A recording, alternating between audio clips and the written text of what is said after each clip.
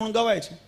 કથાની અંદર પણ ઘણી વખત બાંધછોડ કરી શકાય, કથાની અંદર રૂપ પરિવર્તન કરી શકાય, અર્થના અનેક અર્થ થતા હોય તો એની અંદર પોતાને ગમતું ને ભાવતું બનાવીને પીરસાવી શકાય। અને ભોળી પ્રજા એને ખબર હોય નહીં, વાંચન ન હોય, સમજણ ન હોય, એટલે પછી પાછા ઉઠા ભણાવી શકાય।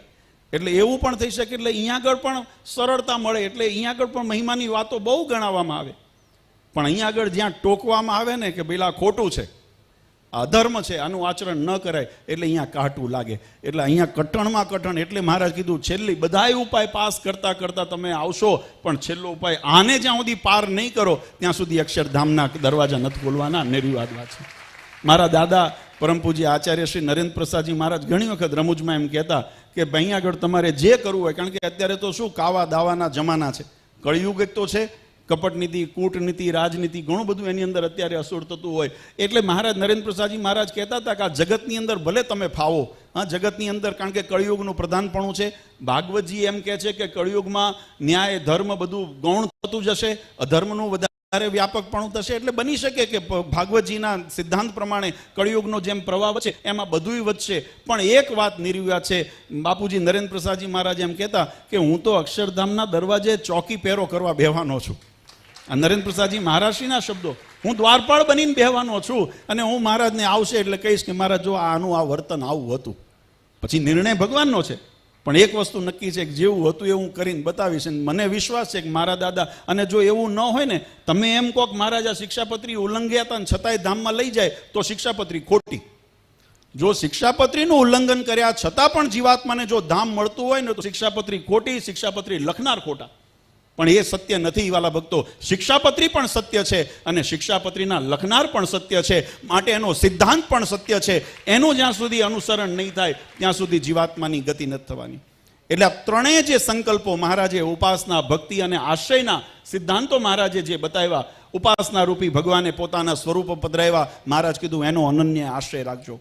ભક્તિરૂપી મહારાજે શાસ્ત્રના વિધાનો આપણને આપ્યા અને એ આશ્રયની અંદર ભગવાનનું ભજન થાય। નવદા પ્રકારે પ્રેમ લક્ષણા ભક્તિ, ગુણ લક્ષણા ભક્તિ, દાસ્ય લક્ષણા ભક્તિ, અનેક પ્રકારના જે વિધાનો છે એમાંથી પોતાના સ્વભાવને અનુકૂળ જે આવતું હોય એવા ગુણ ગ્રહણ કરીને ભક્તિ માર્ગની અંદર અગ્રેસર થાવ। ભગવાનનો મહિમા સમજો, 6 અંગોનો મહિમા સમજો અને ભગવાનનો વધારે વિશેષ અનુરાગ થાય એના માટે કથા વાર્તા અને શાસ્ત્રોનું મહારાજે નિરૂપણ કર્યું। નાના મોટા પ્રશ્ન, આચરણ, વ્યવહાર વગેરે ના આવે એના માટે વિધિ નિષેધના નિયમો બતાવ્યા, એટલે શાસ્ત્ર અને ભક્તિનું અંગ બતાવ્યું। અને છેલ્લે આશ્રયનું અંગ, એટલે માટે મહારાજે ધર્મકુળ આચાર્ય પદની સ્થાપના કરી। અને એટલું જ નહીં, રઘુવીરજી મહારાજ અને અયોધ્યા પ્રસાદજી મહારાજશ્રીની સ્થાપના કરી। મહારાજ કીધું એતદ્યોશ એતદ્વંશાનામ કરિષ્યંતિ આશ્રયમ તાન કૃષ્ણ ભગવાન દેહાંતે ધામ દેહાંતે નિશ્ચિકમ સ્વકમ। મહારાજ કે આમે આજે પધરાવેલા અયોધ્યા પ્રસાદ જે રઘુવીરજી મહારાજ છે, અને એતદ વંશાનામ, અને વંશનો નિર્ણય જગત નથી કરતું। વંશનો નિર્ણય વાલા ભક્તો આ નિર્વિવાદ છે। વંશ કોણો છે, વંશનો ધણી નક્કી કરે કે આ મારો વંશ છે। જગત ભેગું થઈને કે આનો વંશમાં આને ગણીએ છે તો એવું ન ચાલે। ચાલે એવું? તમારા કુળમાં એવું થાય છે?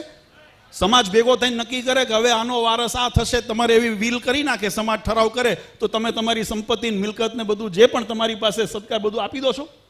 એ વ્યવહાર જ નથી, એ સમાજનોય વ્યવહાર નથી, ધર્મનોય વ્યવહાર નથી। મહારાજે કીધું એતદ્યો એતદ, એમના વંશમાં અને સત્સંગી જીવન આદિ ગ્રંથની અંદર બહુ વિસ્તારથી વર્ણન કર્યું છે કે કેવી રીતે આ પરંપરા ચાલશે, કેવી રીતે આ વંશવેરની ચાલશે। અને એ પેઢીની અંદર જેમ ભગવાન સ્વામિનારાયણે અને પ્રબોધની એકાદશીનો દિવસ તમે કીધું એમ ત્રિવેણી સંગમ યુક્ત એ પણ દિવસ છે। ભગવાને મહાદીક્ષા ગ્રહણ કરી પ્રબોધની એકાદશીએ, ભગવાન સ્વયંનો પટ્ટાભિષેક જેતપુરની અંદર થયો ઉન્નળ રાજાના દરબારની અંદર, એ પણ પ્રબોધની એકાદશી। અને મહારાજે જ્યારે આચાર્ય પદની સ્થાપના કરી એ પણ એ જ સ્થાનની અંદર હતું, એટલે મહારાજે એને પણ પ્રબોધની એકાદશીનો દિવસ પસંદ કર્યો અને એ એકાદશીના દી। અને ત્યારથી મહારાજે જે પરંપરા કરી એ પરંપરાની અંદર આપણે ગૌરવવંતી લક્ષ્મીનારાયણ દેવ વડતાલ ગાદીની અંદર આચાર્ય પરંપરાની અંદર આચાર્ય શ્રી રઘુવીરજી મહારાજ, આચાર્ય શ્રી ભગવત પ્રસાદજી મહારાજ, આચાર્ય શ્રી વિહારીલાલજી મહારાજ, આચાર્ય શ્રી શ્રીપતિ પ્રસાદજી મહારાજ, આચાર્ય શ્રી આનંદ પ્રસાદજી મહારાજ, આચાર્ય શ્રી નરેન્દ્ર પ્રસાદજી મહારાજ અને વિદ્યમાન આચાર્ય શ્રી અજેન્દ્ર પ્રસાદજી મહારાજ આપણા ઉપર શિરછત્ર બનીને બેઠા છે। જે નાતો ભગવાન સ્વામિનારાયણ સાથે જીવાત્માને અખંડ જોડીને રાખે છે, એનો જેને હાથ પકડ્યો ને એને ભગવાન સ્વામિનારાયણનો હાથ પકડ્યો, એમાં જરાય અતિશયોક્તિ નથી।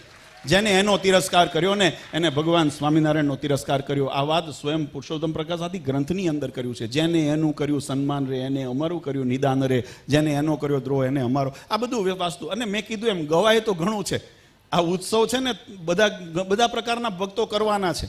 આપણે કરીએ છીએ ને, પણ આપણે હૃદયથી કરીએ છીએ, કારણ કે આપણે એનું અનુસરણ કરીએ છીએ. એટલે આપણા માટે આ સાર્થક ઉત્સવ છે.